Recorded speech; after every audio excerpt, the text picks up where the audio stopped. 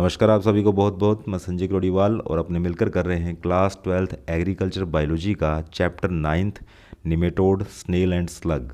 अभी मेरे पास एक बच्चे का कमेंट आया। उसने कहा कि जहाँ भी देखो हिंदी मीडियम के लेक्चर पढ़े हैं, कोई इंग्लिश मीडियम के लिए लेक्चर डालता नहीं है। तो मैं आपको कहना चाहूँगा कि इंग्लिश मीडियम के बच्चे भी ये लेक्चर समझ सकते हैं, देख सकते हैं। मैं यहाँ बाइलिंगुअल लेक्चर डालता हूँ। जितना ये समझ में आएगा हिंदी मीडियम वालों को, उतना ही समझ पाएंगे इंग्लिश मीडियम वाले भी। ये मेरी गारंटी है।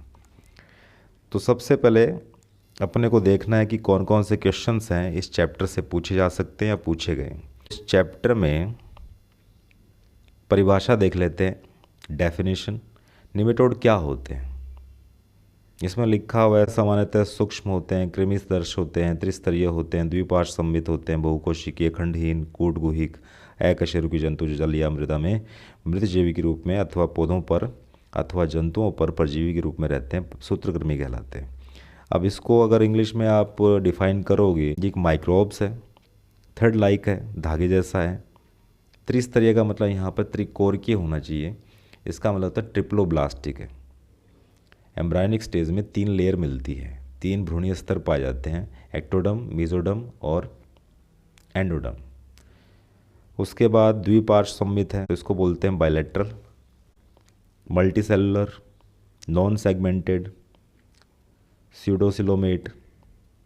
स्यूडोसिलोमेट का मतलब या कूटगुहिक का मतलब होता है ऐसा जानवर जिसके अंदर बॉडी कैविटी तो है, सिलम तो है, लेकिन वो डिराइव्ड नहीं हुई है मेसोडर्म से, वो किसी और ही लेयर से डिराइव्ड हो गई है, वो किसी और ही लेयर से बनी हुई है। अकशेरुकी होते हैं, इनवर्टिब्रेट है, जो या तो सैप्रोफाइट की फॉर्म में रहेगा पानी में या मिट्टी में।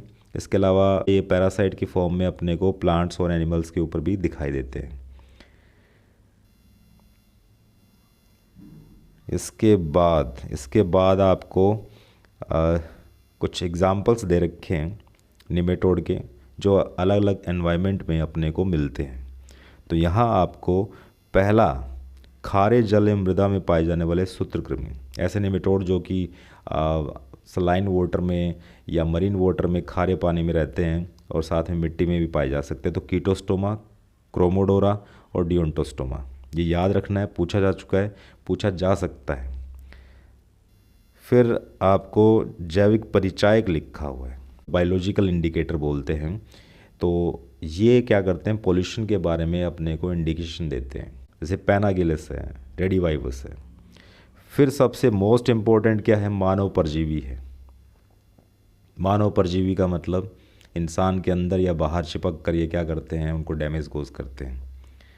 जैसे एस्केरिस है, इसका पूरा नाम एस्केरिस लुम्ब्रिकोइड्स है, एंटेरोवियस है, कुचरेरिया बैंक्रॉफ्टी बोलते हैं, ओंकोसर का है। तो ये आपको याद कर लेना है। मच्छरों को मारने के भी काम में आ सकते हैं ये, रोमेनोमर्मिस लिखा हुआ है, वो याद करो आप। प्लांट निमेटोड के बारे में इस चैप्टर में दिया हुआ 3 टाइप की डिजीज़ अपने पास, जैसे एंग्विना ट्रिटिसाई है, येलो ईयर रोट और ईयर कोकल डिजीज़ के अंदर आपको देखने को मिलता है एंग्विना ट्रिटिसाई। मेलोडोगाइनी है, वो रूट नोड डिजीज़ कोज करता है। हेटेरोडेरा है, वो आपको मिलेगा मोला डिजीज़ में। तो ये याद करने हैं। नेक्स्ट क्या है, शेप है इनकी। शेप के बेस पर कुछ निमेटोड के नाम दे रखे हैं, जैसे स्टंट निमेटोड है, स्पाइरल है, लांस है, इनकी ऐसी शेप होती है। तो इनके एग्जाम्पल आपको याद कर लेने, जैसे पिन सूत्रकृमि है, पिन निमेटोड है, पैराटाइलिनकस है, होप्लोलेमस है, लांस निमेटोड है, उसकी शेप होती है ऐसी, तो याद करना है। निमेटोड की स्ट्रक्चर दे रखी है, एक लेबल डायग्राम दे रखा है, उसमें आपको याद करना है कि इसमें स्यूडोसिलम मिलती है। अभी अपनों ने जिक्र किया था, इसकी जो सिलम है, बॉडी कैविटी है, वो मेसोडर्म से डिराइव्ड ना होकर बनी हुई है किसी दूसरी लेयर से। फिर क्वेश्चन आया है, मॉडल क्वेश्चन पेपर में पूछा गया है, एक निमेटोड में कौन से 2 सिस्टम्स हैं वो पूरी तरह एब्सेंट है? तो आंसर होगा परिसंचरण और श्वसन तंत्र। सर्कुलेटरी सिस्टम और रेस्पिरेटरी सिस्टम है, वो एक निमेटोड में नहीं मिलते हैं। और ख़ास बात क्या है, इनमें फ्लेम सेल्स नहीं मिलती हैं। फ्लेम सेल्स मिलती है लीवर फ्लूक में, जो कि मेंबर है प्लेटीहेल्मिन्थीज का। जबकि ये जो निमेटोड होते हैं वो निमेटोडा या एस्केलमिंथीज के मेंबर हैं, ये याद रखना है। फिर एक बुरसा आता है। बुरसा हाफिल एग्ज़ाम में पूछा गया 2-3 साल पहले। तो बुरसा या प्रपुटी क्या चीज़ होती है? ये सिर्फ और सिर्फ मेल निमेटोड के अंदर मिलता है। जो उसका टेल पोर्शन होता है वहाँ पर एक एक्सेसरी सहायक जनांग होता है, एक एक्सेसरी जेनिटल पार्ट है जो मेल निमेटोड में मिलता है। और जब कॉपुलेशन होता है या यूं कहें जब मेटिंग करते हैं मेल और फीमेल आपस में, तो फीमेल को पकड़ने के काम में आता है बुरसा। ये पूछा जा चुका है कि सबसे छोटे निमेटोड का लेंथ कितना है, 0.2, और उसका नाम है पैराटाइलिनकस। साथ में पैरालोंगिडोरस है, वो सबसे लंबा सूत्रकृमि है, सबसे लंबा निमेटोड है और उसकी लंबाई होती 11 मिलीमीटर।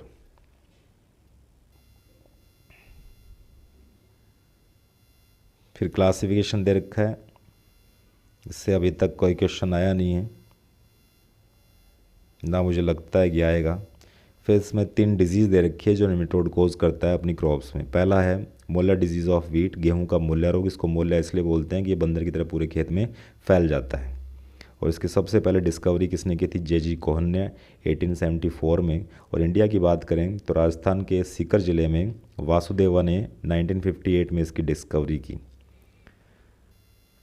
सिम्टम्स में याद रखने वाली चीज़ क्या है कि निमेटोड हमेशा अटैक करता है रूट एरिया पर। तो रूट है वो काफ़ी पतली हो जाती है, क्षीण हो जाती है, गुच्छेदार हो जाती है और अपरूट होना बड़ा आसान हो जाता है पौधे का, उसको उखाड़ना आसान हो सकता है। जड़ों को धोकर देखते हैं तो उसमें सफ़ेद चमकीले रंग की फीमेल निमेटोड अपने को दिखाई देती है।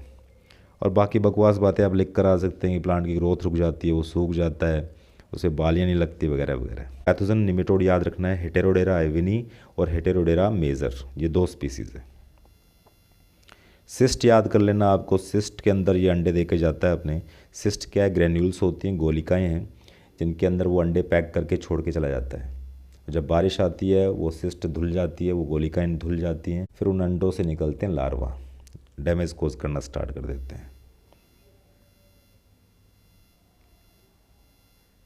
बाकी आप याद कर ही लोगे, इसका कल्चरल मैनेजमेंट है, बायोलॉजिकल है, केमिकल मैनेजमेंट है। उसके बाद आता है सब्जियों का जड़ ग्रंथि रोग, root node disease of vegetables. सबसे पहले बर्कली ने 1855 में इंग्लैंड में ककड़ी कुल कुकुरबिटेसी जिसको बोलते हैं, उसके अंदर रूट नोड डिजीज़ का सबसे पहले डिस्क्रिप्शन दिया था। इंडिया में बात करें तो बारबन नाम के वैज्ञानिक हैं, 1901 उन्होंने सबसे पहले चाय के बागानों में इसको देखा था। मेलोडोगाइनी इनकोग्निटा, मेलोडोगाइनी जावानिका, ये 2 स्पीसीज़ हैं निमेटोड की जो इस डिज़ीज़ को कोज करती हैं। मेलोडोगाइनी का अर्थ पूछा जा सकता है, ये बना है मेलन, ऑइड और गाइनी से। मेलन का मतलब होता है एप्पल और गोड, ऑइड्स का मतलब होता है रिजेंबलिंग और गाइनी का मतलब होता है फीमेल। तो मतलब क्या हुआ कि ऐसा फीमेल निमेटोड जो दिखने में कैसा है? एप्पल या गोड जैसा है। उसकी शेप कैसी है? एप्पल या गोड जैसी है। ये दे रखा है मेलोडोगाइनी की 2 स्पीसीज़ होती है, जावानिका और इनकोग्निटा। सिम्टम्स नाम से पता लग रहा है, रूट में गांठें पड़ जाती है, गांठों में से NPK नाइट्रोजन, फॉस्फोरस और पोटेशियम है वो निकलते हैं और ग्रोथ रुक जाती है, पौधा सूख जाता है वगैरह वगैरह। इसका डिजीज़ साइकिल दे रखा है और एक चार्ट दे रखा है, मैनेजमेंट में एक चार्ट दे रखा है। उसमें अलग अलग सब्जियों की अलग अलग वैरायटीज़ दे रखी हैं जो रेजिस्टेंट वैरायटीज़ होती हैं, वो आपको याद करना है, इसका कोई दूसरा अल्टरनेटिव नहीं है। ये ज़रूर ध्यान में रख लेना कि अगर इसका केमिकल मैनेजमेंट आता है, 3 डिजीज़ दी हुई है, एक अपने कर ली है मोलर डिजीज़, दूसरी अपने कर रहे हैं रूट नोड डिजीज़ और तीसरी होती है ईयर कोकल और येलो ईयर रोड डिजीज़। तीनों बीमारियों के मैनेजमेंट में अपने कार्बोफ्यूरान और एल्डी कार्ब, ये 2 निमेटिसाइड यूज़ कर सकते हैं निमेटोड को मारने के लिए। अब तीसरी बीमारी का नाम है गेहूं का सेहू एवं तुंदू रोग, year Kokalla and yellow year road disease of wheat. इसकी डिस्कवरी सबसे पहले निधम ने की और इंडिया में सबसे पहले इसको मिलने ने देखा। वासुदेवा हिगोरानी ने ये बताया था कि इसकी वजह से 1 से 3% हानि होती है गेहूं में। इसके अलावा एक नाम और याद करना है, हचिनसन। हचिनसन ने सबसे पहले जो येलो ईयर रोड डिजीज़ है या बाली विगलन रोग है, उसके रोग कारक पैथोजन की खोज की कि वो किसकी वजह से होता है। ये दोनों बीमारियां एक साथ क्यों दी हुई है कि जो गेहूं का सेहू रोग है वो एक निमेटोड की वजह से होता है जिसका नाम है एंग्यूना ट्रिटिसाई। जब वो आता है तो उसके ऊपर सवारी करके पैरासाइट की फॉर्म में एक बैक्टीरिया आता है, रथाईबैक्टर, और उस रथाईबैक्टर बैक्टीरिया की वजह से तुंदु रोग होता है, येलो ईयर रोड डिजीज़ होता है वीट में। तो एक साथ पढ़ा गया, ये बीमारियां एक दूसरे से कोरिलेट करती हैं। सिम्टम्स आप कर लोगे, कुछ चीज़ें बकवास लिखनी होती है वो लिख कर आ सकते हैं आप, वेल नोन होती है, बकवास का मतलब वेल नोन होती है। दे रखी पैथोजन दे रखा है एंग्यूना ट्रिटिसाई और साथ में दे रखा है रथाईबैक्टर ट्रिटिसाई जो कि एक बैक्टीरिया है। मैनेजमेंट दे रखा है और फिर ये कंप्लीट हो जाएगा। उसके बाद थोड़ी बहुत इन्फॉर्मेशन दे रखी है घोंघा, स्नेल और स्लग की।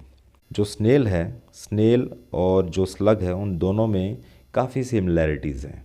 पहली बात तो इनका क्लासिफिकेशन, यहाँ पर ये दोनों ही मेंबर होते हैं संघ मोलस्का के, फाइलम मोलस्का के मेंबर हैं।